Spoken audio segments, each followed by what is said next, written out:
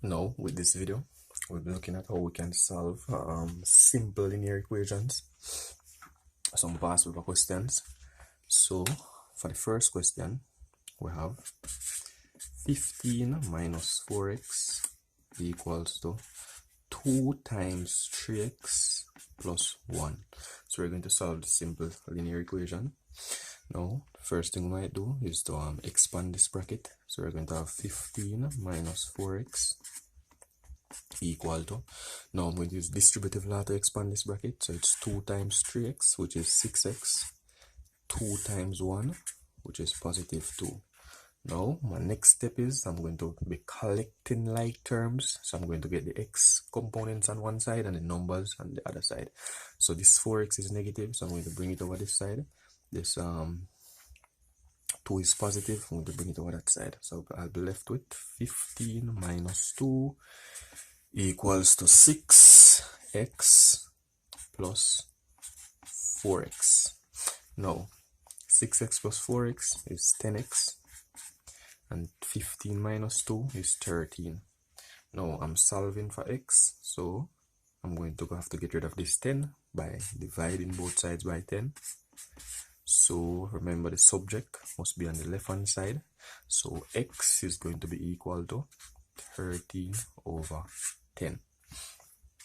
Okay, so that's the first question on solving simple linear equations.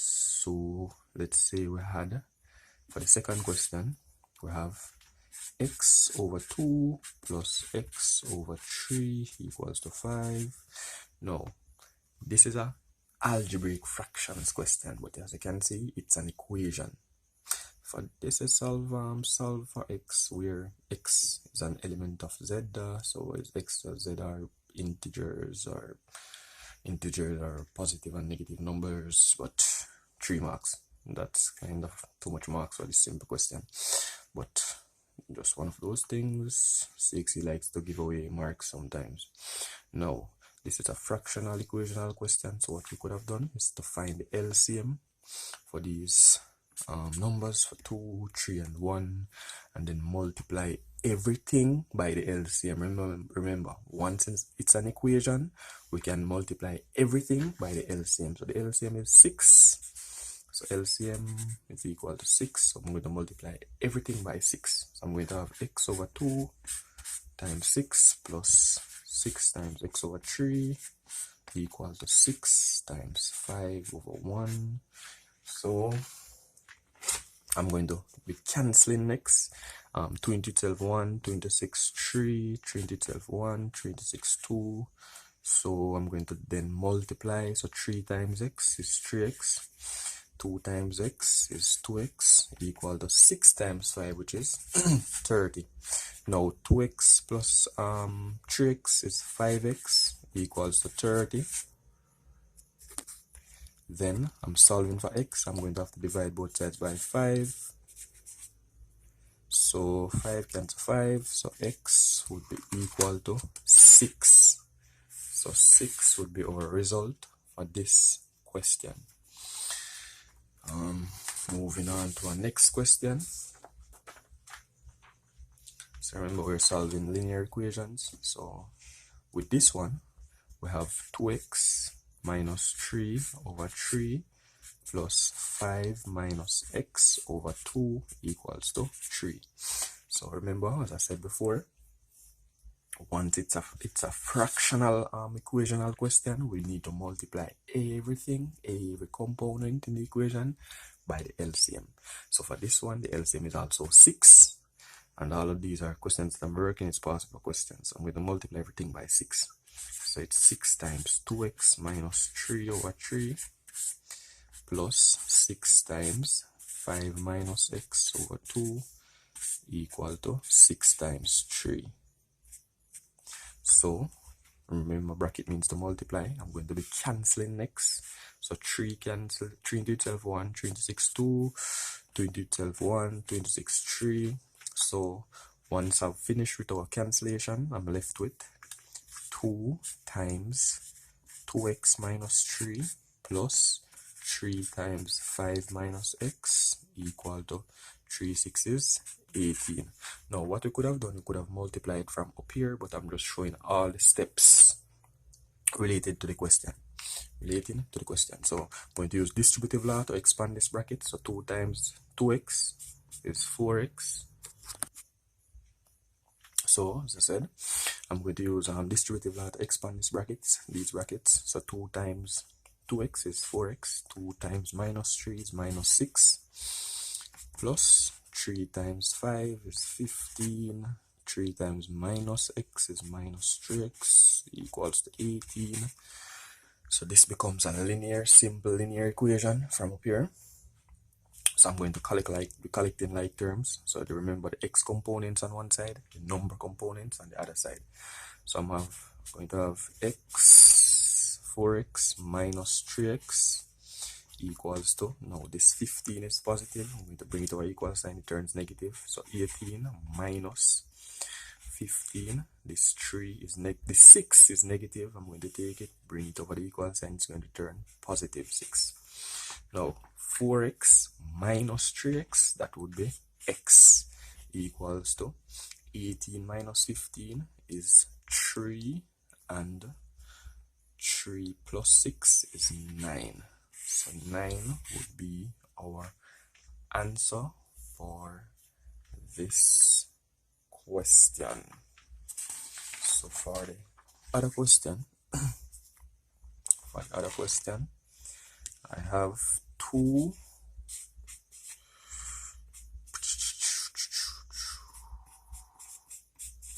so it's a 2013 January possible question. So for this question, I have 2 times p plus 5 minus 7 equal to 4p. So I'm going to be using distributive law to expand this bracket. So 2 times p is 2p plus 2 times 5 is positive 10 minus 7 equal to 4p. So remember, I'm solving for p, so I'm going to bring the p components on one side and number components on the other side. So this 2p is positive, when it goes right turn negative, so I'll be left with 10 minus 7 equal to 4p minus 2p. So 10 minus 7 is 3 equals to 4 minus 2 is 2p. I'm solving for p, so I'm going to have to divide both sides by 2. So p would be equal to 3 over 2. Remember, the subject must be on the left hand side, so p would be equal to 3 over 2. And yeah, I think that's it for solving simple linear equations. Maybe I could do probably 1 or 2 more. Okay, so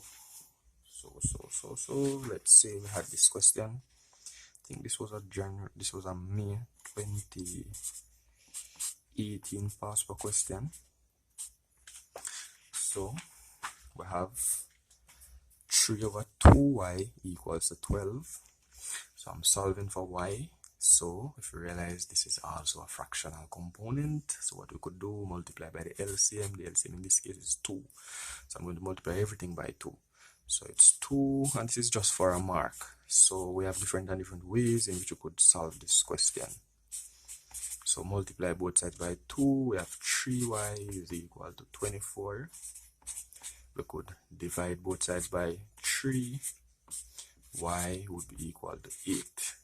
So that is one way of how we would solve this question. I think this question was 1 mark. So let's redo this question a different way, simpler way. So let's say we're same question, 3 over 2y is equal to 12. Now, what I could have done is to multiply both sides by its multiplicative inverse. Remember, I'm solving for y, so I need to get rid of this fractional thing right from right beside the y, get it over that side. So what I could have done is multiply both sides by its what? Multiplicative inverse. The multiplicative inverse of a number. So for example, x, if I should multiply it by its multiplicative inverse, the result should be 1. So the multiplicative inverse of x is 1 over x, or the multiplicative inverse of x over 1 is 1 over x. So what I could have done was flip it, multiply it. So I'm going to do the same thing here.